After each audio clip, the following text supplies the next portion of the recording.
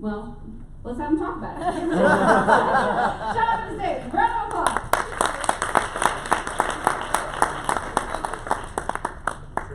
Straight check. Hey, you didn't tell anybody about the picture? You can tell me about the picture. So I happened to be in London, was it 2 weeks ago? And she was and Sarah was in Cambridge, and so I went up and visited Sarah, and that's us. Have you been punting before? You know what a punt is? I love punting. Yeah, it's like a little flat-bottom boat that they just tool around in the river. It's very British. And of course, Sarah and I were the two loud Americans on the boat, drinking out of a bottle of wine, which is so on brand for both of us.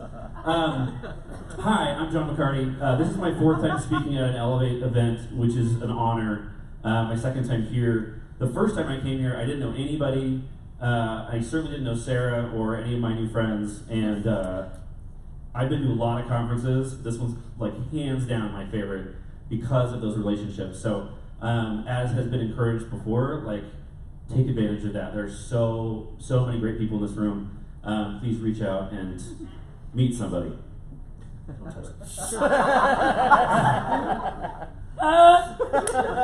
right. Sometimes I don't have a filter. We'll see how that goes. So my name is John. I'm the Senior Manager of Technical Support at Heroku. We are a platform as a service. They bought my plane ticket, so I should tell you to use us. And moving on. Heroku is part of Salesforce, but it's also Heroku. I won't say anything about Salesforce. Okay. Yeah. So many things I'm filtering out right now. All right, so today we're going to talk about you, and we're going to talk about your personality. For, as our old friend Socrates says, know thyself, for once we know ourselves, we may learn how to care for ourselves. Today's talk is a little bit focused on us, but there's going to be some parts in there where the point of learning about these things is this topic called self-awareness, of which I had very little in my 20s. And then I went to a company that really focused on self-awareness and cared about self-awareness, not only for my own personal development, but as we'll talk about, the act of spending time on understanding yourself and then trying to understand other people, which is called empathy, which hopefully if you're in support you have some, is beneficial and has some really, really great consequences. So we're going to talk about personality types. I hate stages.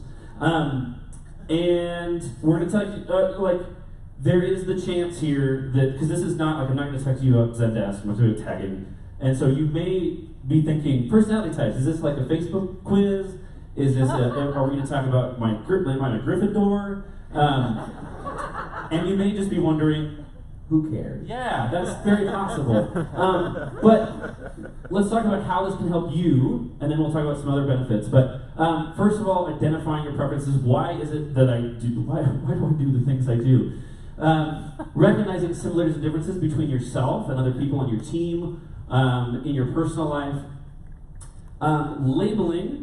It's got a bad label. Labeling isn't necessarily a bad thing. And we'll be really careful with some of these things, but labeling can sometimes be helpful. We talked about, I was talking about thin slicing earlier. Was it sweet? Anyway, sometimes it's actually helpful to you, evolutionary speaking, to make snap judgments. And having a shortcut to understanding how someone's behaving can be very helpful. There are no good or bad types. You are a special and wonderful person. There's just differences between us. So beyond understanding yourself, which is like step 1 in this whole process, it can help us be better leaders, build better teams. It can help friends and families. This has helped me tremendously in my personal relationships, and make better decisions all around. As a company or a team, it gives you a common language and meaningful conversations. It turns these differences into powerful tools, and now I need to actually read this, so I'm going to stand back up here. Objectively view actions of others, not subjectively. More effective communication, decision-making, and productivity, and bring your best self to work every day. There are a bajillion typing systems. I did not put on here your Harry Potter house. When I was making this slide, I had a fantastic conversation when I was hanging out with Mercer and Austin about astrology, and it was fun. I didn't put that on here, I'm sorry. It's okay. What's in retrograde right now? Nothing. Nothing. Jupiter. Jupiter. Is in retrograde. Who knew that? Okay. So I started with Myers-Briggs. Myers-Briggs is one of the most widely known and popular. I think it's a really great place to start, which is why Sarah asked me to do this talk, because it's kind of your gateway drug into self-awareness. I can honestly say I've done none of these other ones, except the Enneagram. Enneagram is my new jam right now. If you want to talk about that, I really geek out on it. But today we're going to geek out on Myers-Briggs. What are these tools? They are tools, they are frameworks, they are shortcuts. They are, a lot of times aren't scientific. They aren't comprehensive. There aren't 16 people in the world, which is that's what people give crap about some of these. It's like, well, you're putting people into boxes. They're not magic, but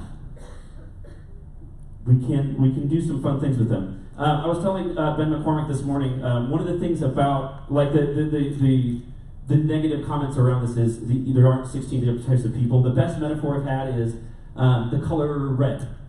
There are an infinite amount of shades of red. We had a physics debate on whether or not that's true or not. It's infinity or not. Anyway, but we just summarize and say red, right? So these systems help you to kind of give you a jump start on understanding yourself, but it doesn't tell you everything about somebody. So just set that aside. So we're going to run through Myers-Briggs. If you've never done this before, I'm just going to give you the shortcuts, and I'm hopefully going to leave with you hey, this is kind of cool. I learned something about myself, and then you can go on in your life and discover more. So there are 4 letters in Myers-Briggs, and each, like 1, 2, 3, 4, they each have 2 letters on either side. The first one is E or I, which is extroversion and introversion, and it's where you get your energy. We have to be careful with this one because you can say extrovert, oh, I'm just loud and crazy like me and Mercer, or introverted people are just shy and stick to themselves. They don't talk much. It's unfair. It's where you get your energy. My brother is a high introvert. He's a party animal. You would never guess it, but when after a party, he goes and naps for like 3 days. It's exhausting for him. So introverts can still be party animals. Any introverts that are party animals? Colin Flanagan. Colin Flanagan, yeah. All right, so extroverts are energized through contact with other people or engaging in activities. Introverts are energized through the world of ideas, pulling back from activities to allow time for thought and reflection. More than likely, if you're an extrovert and you're at this conference, it feels really, really, really good. I'm a high extrovert. I'm still going to take a nap this afternoon. But in general, I get energized by being around y'all. Lots of you aren't, and you're going to be really tired after this. And knowing who's who and how other people operate is really helpful because some people are just going to disappear. And you go, oh, it's okay. They need to get their energy back. This is where the empathy comes in. So on the left, and each side has this kind of opposite thing. So extroverts are sociable, introverts are territorial, interaction, concentration, blah, blah, blah, blah. I'll post my slides. But the key thing to learn here is where you get your energy from. So if you think back kind of in your personal life, even just the last week, when you are around people, are you energized or is it tiring? If you're alone by yourself for a couple days, do you crave being around people, or you're like, this is my jam, I don't need anybody else? That might give you a hint, okay? Okay, so let's do a quiz real quick. Which one of these actively seeks involvement in social activities? Extrovert. Extrovert, good. Keeps her thoughts to herself and can be quiet. I should show you the answer first. This is going to be really easy because I just go back and forth. Tends to act or speak first, then think later. Yeah, guilty, very guilty. Not helpful in my marriage. What I meant to say, prefers some advanced warning of discussions. Yeah, this one took me 10 years of marriage to figure out that one. This is also like knowing the introverts on my team, letting them process and understand things before we have that serious conversation is really, really crucial. Okay? All right, moving on. The second letter is one of the weirdest ones for people to get, but I hopefully can kind of dispel it. It's either S or N. You're either sensing or you're intuitive. it's how you gather information. It's the best explanation I've heard. How you take in information. We're gonna get, the next step is gonna be how you make a decision with that information, but this is how you take it in, okay? Sensors pay attention to what they perceive through their 5 senses. Intuitives pay attention to a 6th sense, not that one. You weren't shot. You're good. This is a meaning or hunches or intuition. This is the forest. These are the trees. Got it? Big picture of love, ideas and concepts. This is just tell me what can get done. I mute myself when I cuss, I guess. Sensors see the obvious, concrete, what is, realistic, practical details. Okay, you that are sensors, like you're getting really excited about those words. Facts. Oh God, facts. Intuitives, they see beyond. It's abstract. What can be. Again, I'll give you an example from my marriage. Because I'm a pop psychologist and I love oversharing. I remember one time when we first got married, we were sitting on the couch, and out of nowhere, I said, we should move to Seattle. No warning, just none. And she just went, and then in her brain was, she's an S, okay? So she was like, and we didn't figure this out for like 10 years.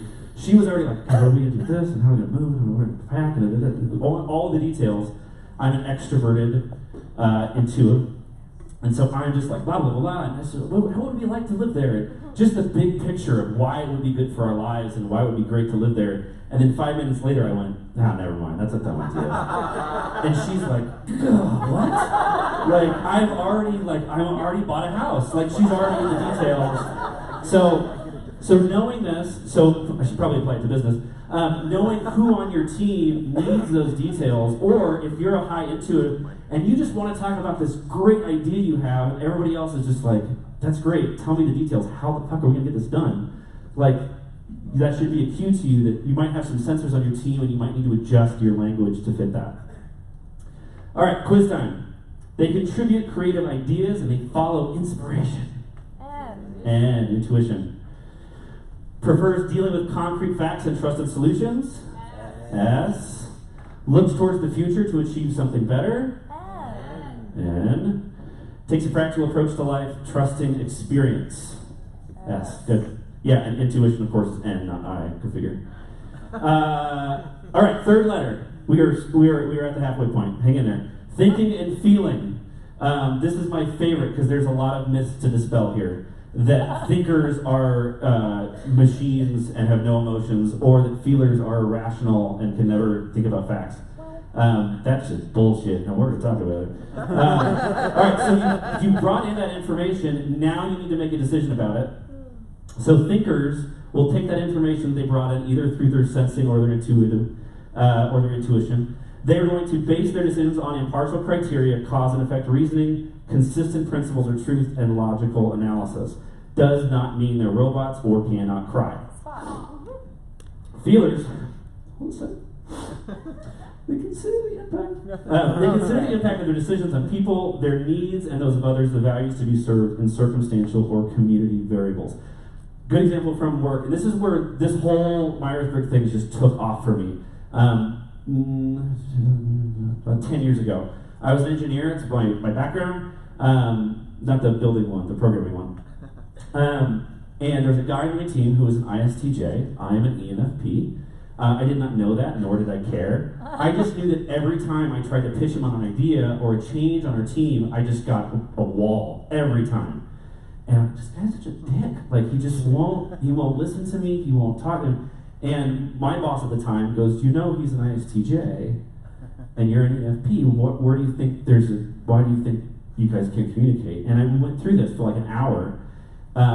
I went, and I've been trying to pitch him on this idea from the empathy part, from what are the values, and I'm an N too, so it's this big conceptual thing based off of how everyone's going to perceive it, right? How everyone's going to feel about the decision. He doesn't care. He wants to know the facts, the numbers. I did a 70-slide deck with graphs and figures and charts, and at the end of it, he just went, yeah, sure, let's do it. Oh my God, like, it just unlocked everything for me. So this stuff can be really powerful. Thinkers are objective, firm-minded, laws, firmness, just, clarity, analytical, policy, and detached. Anybody on that side? Yeah, good for we're you. going. Feelers are subjective, tender-hearted, circumstances, persuasion, humane, harmony. These are how they make their decisions. Doesn't necessarily mean that they're just softies that you can run over. All right, quiz time. Decides by identifying the principles involved. You don't know, do you? Yeah, thinkers. Tends to sympathize with those in a situation. F. Statistically, there's going to be a lot of Fs in this room because of the empathy and that kind of feeling we all have. Is interested in costs and benefits. I'm glad we have them. Otherwise, I just can't run a business because I don't think like this. Is interested in the impact on people. Feelers. All right, last one, and I'll give you some final tips. Judging and perceiving, both words that, this is the weirdest phraseology of this whole thing, because judging doesn't sound good. You don't want to be that. The easiest way to describe this is how you approach life, just in general, okay? Judgers, again, terrible word for this, like to order their lives, plan ahead, wrap things up, and accomplish set goals. Anybody? You like to make lists just to check them off. Yes! Yeah. All right, perceivers like to live life as it unfolds, keep their options open, and enjoy what comes along. Yeah! Where are we going to lunch? I don't know. Let's just get in the car and go. We'll figure it out. You are my nightmare. Oh. No, I know. But, yeah, my dream, I haven't done this yet, is to go to the airport with a pack bag and just buy a ticket. Oh, that sounds so much fun. Judges are firm and controlled, organized, serious, routine.